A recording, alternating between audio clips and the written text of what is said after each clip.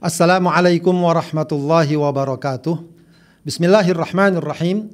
Alhamdulillahirabbil alamin wassalatu wassalamu ala sayyidina Muhammadin wa ala alihi wa ashabihi ajma'in, amma ba'du. Sahabat Adrim yang dimuliakan Allah Subhanahu wa taala, kita akan langsung lanjutkan kajian kita kitab Riyadhus Shalihin, masih bab ketiga yaitu bab as-sabru, sabar. Kita akan membahas hadis nomor 41 yang temanya adalah sabar dalam ujian keimanan. Sebab ujian bermacam-macam, ada yang menimpa zahir materi fisik, tapi yang harus benar-benar diperhatikan adalah ujian yang dapat menimpa keimanan kita. Ya, ujian yang akan menguji seberapa besar kualitas, kekokohan, keteguhan iman kita. Apakah kita tetap bertahan dengan iman kita walau berat sekali ujiannya, atau kita terbuai, atau kita luntur dan goyah menghadapi ujian yang ada. Baik, kita baca hadisnya. Bismillahirrahmanirrahim. Wa an Abi Abdillah Khabbab ibni Arts radhiyallahu an. Dari Abu Abdillah, kunyahnya Abu Abdillah, namanya siapa? Khabbab ibni Arts radhiyallahu an. Dia berkata, qala syakauna ila Rasulillah sallallahu alaihi wasallam. Kata Khabbab bin Arts atau Abu Abdillah, dia mengatakan, syakauna ila Rasulillah sallallahu alaihi wasallam, kami mengadu kepada Rasulullah sallallahu alaihi wasallam. Wa huwa mutawassidun burdatan lahu fi dhillil Ka'bah. Saat itu dia sedang bersandar atau menjadikan burdahnya sebagai bantalnya.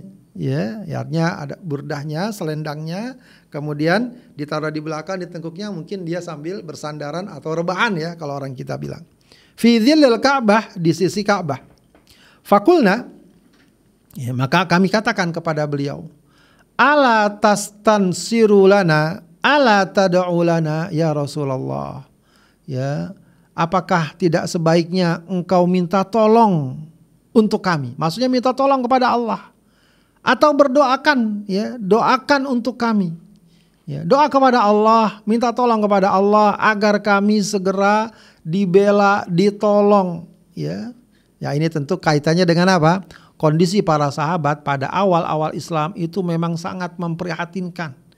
Memprihatinkan kenapa? Mereka dimusuhi, mereka diintimidasi, mereka diancam, sampai dalam taraf disiksa, bahkan ada yang dibunuh. Ketika mereka menyatakan keimanannya dan menyatakan masuk Islam. Sebab para sahabat yang masuk Islam pada awal-awal dakwah Rasulullah, kebanyakan para sahabat dari kalangan bawah, budak, kalangan miskin. Mereka-mereka yang selama ini boleh dibilang masyarakat kelas 2 dan seterusnya, dibanding tokoh-tokoh kafir Quraisy yang saat itu tentu kehidupannya sangat feodal, yang berkuasa, yang punya jabatan, yang punya kedudukan. Mereka sangat memperlihatkan kesombongannya dan semacamnya, sementara masyarakat bawah mendapatkan perlakuan yang buruk. Apalagi ditambah seperti itu mereka beriman.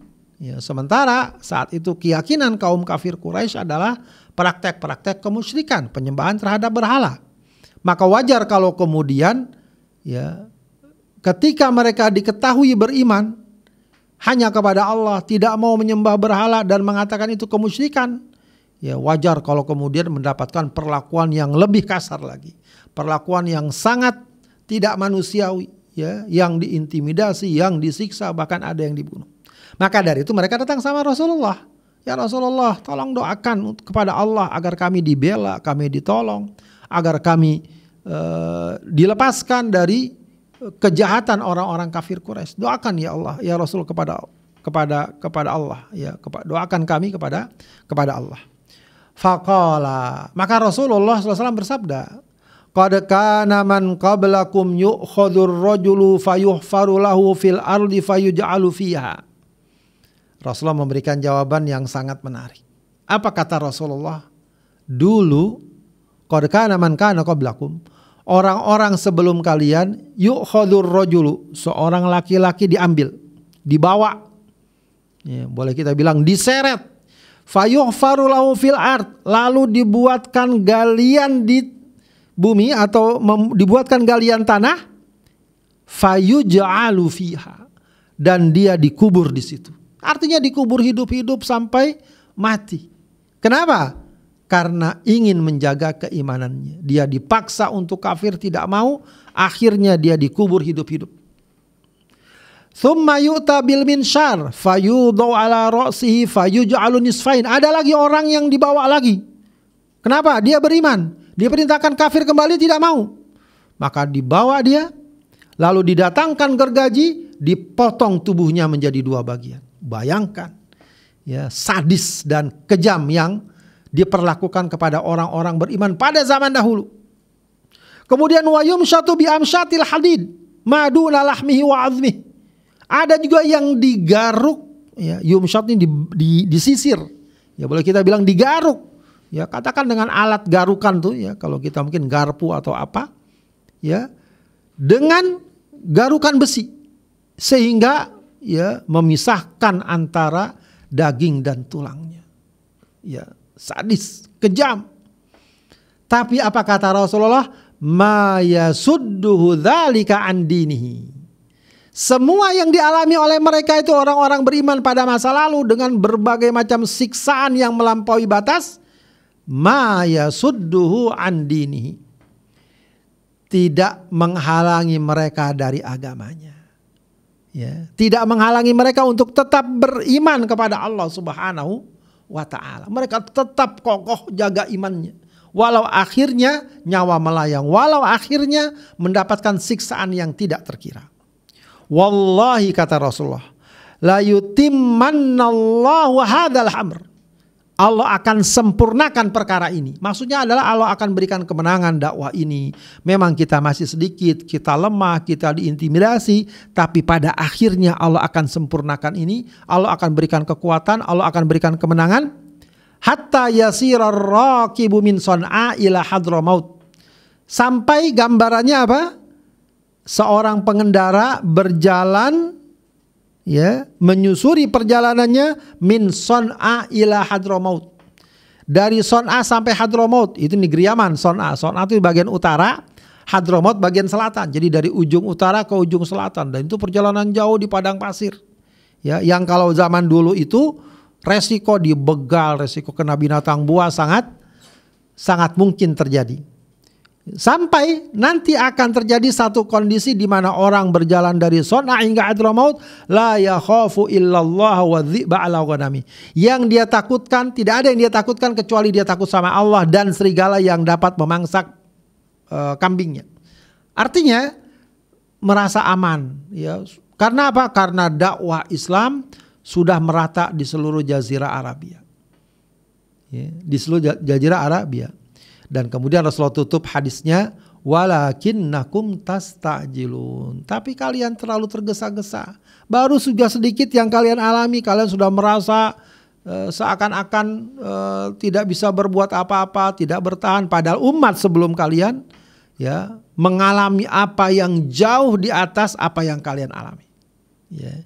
Rawahul Bukhari, hadis riwayat Bukhari. Wa fi riwayatin, ada juga riwayat wa huwa mutawassidun burdatan, dia sedang berbantalkan burdahnya, waqad laqina minal musyrikina syiddah, sementara kami, ya, mendapatkan perlakuan yang sangat berat, sangat buruk dari kaum musyrikin. Jadi ini menjelaskan bahwa kenapa tadi sahabat sampai minta ditolong, minta didoakan, maksudnya karena mereka mendapatkan perlakuan buruk dari kaum kafir Quraisy saat itu. Baik, sahabat tadi yang dimuliakan Allah Subhanahu wa taala, pelajaran apa yang bisa kita ambil dari hadis ini? Pertama, bahwa mempertahankan iman saat kaum muslimin lemah itu memang berat.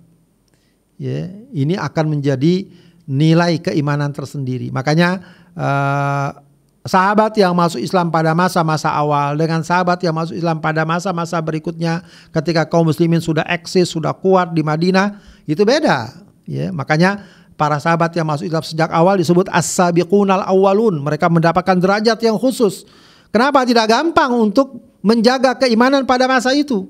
Di samping kaum muslimin masih sedikit, masih belum dikenal, diasingkan, ya, bahkan mereka mendapatkan perlakuan buruk.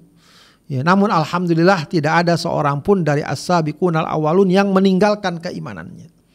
ya, yang meninggalkan keimanannya. Itu gambaran betapa kuatnya iman mereka. Karena di saat kaum muslimin lemah, di saat kaum muslimin sedikit, minoritas, biasanya ujiannya akan sangat berat. Tapi itulah ujian dari keimanan. Karenanya kita harus punya satu keyakinan yang kuat bahwa keimanan pasti mendapatkan ujian.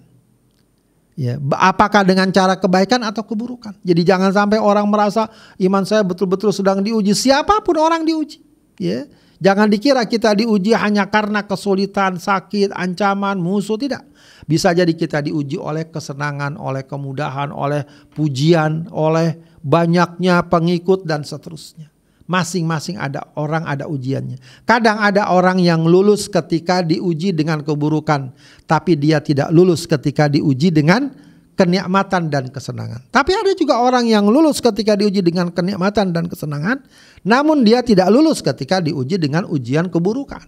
Intinya adalah kita harus menyadari apapun yang kita alami dalam hidup ini, senang, susah, untung, rugi, di atas, di bawah, itu hakikatnya adalah ujian, khususnya ujian bagi keimanan kita. Kemudian hadis ini juga memberikan satu pelajaran agar kita pandai-pandai bercermin dari pendahulu kita, ya, dari tokoh-tokoh kita, dari para ulama, dari para nabi, dari para pejuang Islam, dari para ulama. Ya, kenapa? Karena dari mereka kita belajar tentang makna keteguhan, makna istiqomah, bahwa segala ujian apapun semestinya tidak boleh, ya, mengorbankan iman kita.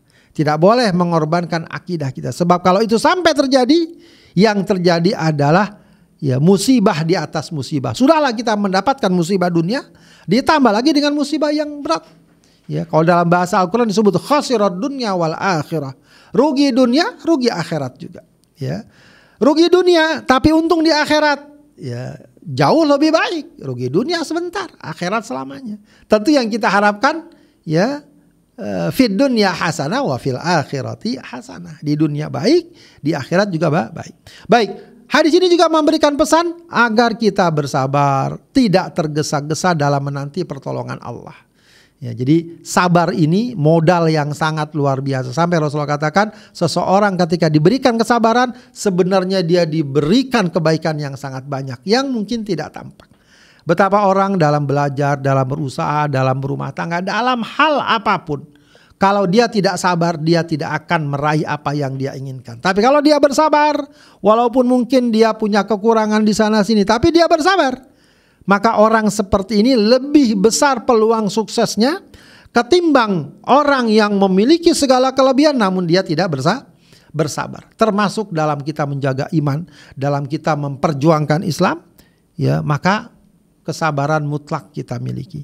Nah, sekaligus hadis ini juga mengingatkan kita untuk pentingnya belajar sejarah. Jadi Rasulullah sampaikan sejarah-sejarah umat sebelumnya agar kita mengambil pelajaran. Kalau di sana ada kebaikan, bagaimana kita bisa menirunya?